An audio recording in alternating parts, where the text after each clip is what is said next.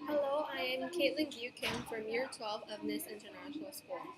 I have been given a passage from the novel and metafiction book The Things They Carry by Tim O'Brien.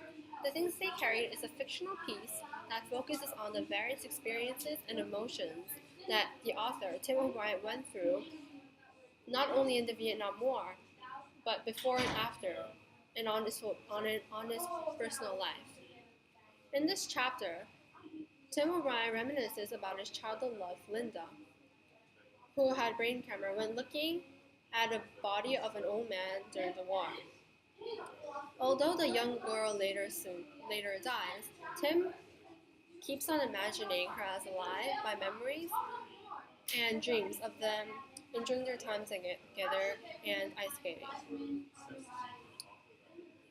Um, and then Tim also maintains that Linda, is not dead as long as she remains stories. This comes to the theme. This comes to the thesis that Um, the feature of structure, imagery, metaphor, and metafiction convey the message that stories are capable of keeping people alive, thus proving O'Brien's main purpose of writing the novel. Structure. The first literary device that I'm going to discuss is structure. Tim O'Brien utilizes structure to illustrate the back and forth relationship between dream or imagination and reality. He illustrates the forever cycle of reality to dream to memories and to stories. This in line 35 to 43, it says that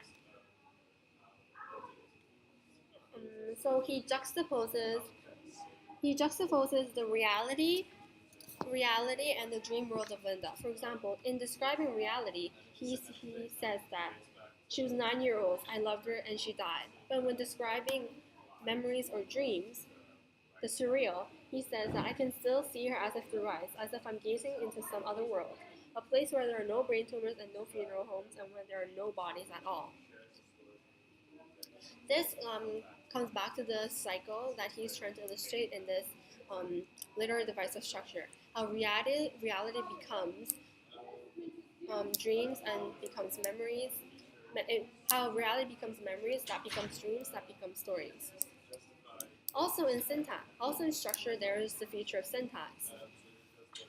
In describing the dream world or stories, O'Brien uses very long sentences, very long and run-on sentences. For example, in line 2 to 6, he says, I'd picture somebody's birthday party, a crowded room, I think, and a big chocolate cake with pink candles, and then I'd be dreaming it.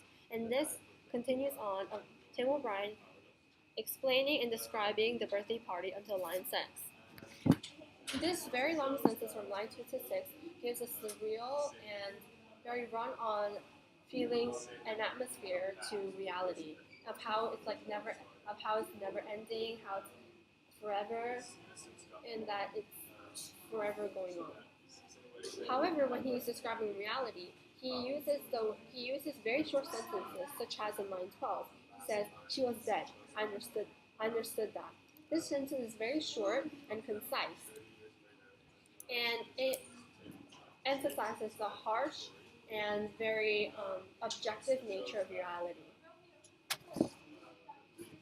These very long, short sentences connect back to the main idea and explain that story truth, or stories or dreams, are very contrasted with happening truth, which is reality. In line 37, he describes the happening truth, where he says, she was 9 years old. I loved her, and then she died. And then he mentioned that in line 36, her real name didn't matter. So he is conveying the message that happening truth does not matter. The story truth matters because it is capable of keeping people alive. The second literary device that I'm going to illustrate is imagery. Imagery in this passage is utilized by Tim O'Brien to establish the surreal and magical nature and mood of the dreams, memories, or stories. In describing memories, he uses very surreal imagery, such as in line 17, tracing loops and circles under yellow floodlights, wood stove, warm hills. This gives a very warm and magical atmosphere to the dreams that he's describing. This is again emphasized in line 43, where he says, skimming across the surface of my own history, riding the mill beneath the waves and doing loops and spins. This again emphasizes how dreams are magical. It gives a mystical and spiritual, almost spiritual atmosphere to the memories he's describing. However, when he's describing reality, for example, in line 37, he says, she was 9 years old. I loved her and then she died. In this line, it is very noticeable that there are no imagery of any kind in these sentences, and that it gives a very objective and realistic perspective and portrayal of the sentence, which Tim O'Brien was intending to do. Speaking of the magic of stories, Tim also uses metaphors to illustrate the purpose of stories. These metaphors are utilized by Tim O'Brien to illustrate the purpose of this chapter, of how stories bring people back to life. In line 22 to 28, he uses the metaphor of a human life through an old book in a library that nobody wants to borrow. So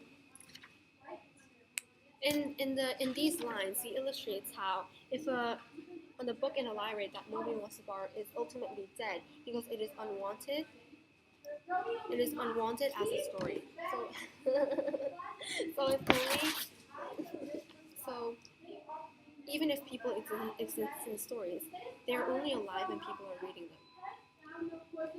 So this connects back to the main theme that Tim feels obligated. This connects back to the main idea that Tim feels obligated to write the things they carry for the people he loved, and for the people that are dead. So he feels responsible to bring those people back to life, and the only method in which he can do them is to write stories about them, to keep them alive. Also, in line 41 to 42, he mentions the people that he loved. For example, Kiowa, Ted Lavender, Kurt Lemon, and even Timmy, his innocent self, before the war.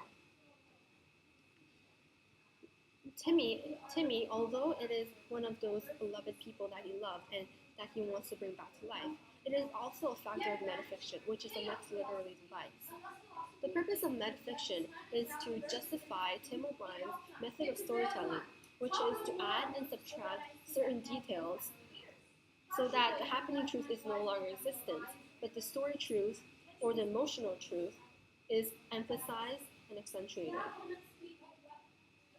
Timmy is Tim O'Brien's past self, or the very innocent self that existed before Tim went to the war. It symbolizes his innocence, his state of mind before the war, before it got tainted by the many deaths, the many catastrophes, and the sufferings that he went through in the war.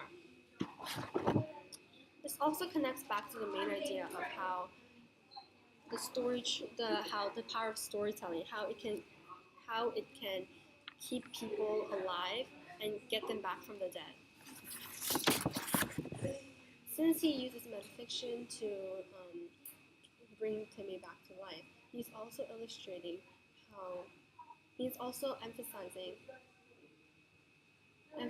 his desire to bring his old self back to life. So in conclusion, Tim O'Brien in this last chapter of in the lives of the dead, he illustrates the concept and power of storytelling and how it can bring people back to life. But not only dead people, but people who are forgotten, who are lost because some things have happened to their life. For example, Tim, the innocent version of Tim O'Brien before the war, Timmy. He illustrates this theme by using the features of structure, imagery, imagery, metaphor, and metafiction. So thank you for the IOC and thank you.